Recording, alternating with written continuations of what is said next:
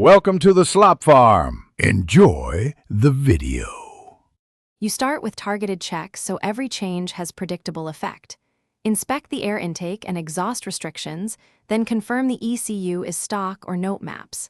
Next, set throttle free play to about 2-3 millimeters and adjust the clutch if it drags. This lets the engine rev cleanly. Finally, make sure the battery holds at least 4 volts and the spark plug is gapped correctly. Once done, you're ready to move into fueling and ignition adjustments. Now you focus on the core systems that change RPM, fuel, air, and spark.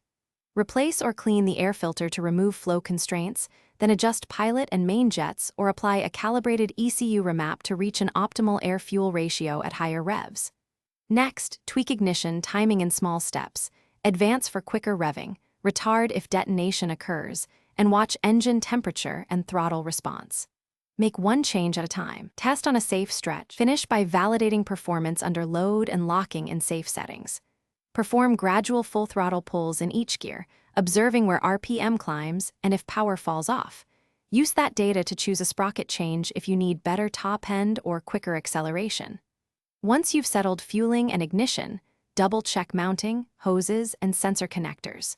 If you encounter bogging or misfires, suspect fueling imbalance, vacuum leaks, or weak ignition components, start troubleshooting by reverting the last change and isolating the subsystem. Thanks for watching. Consider subscribing if we helped you today.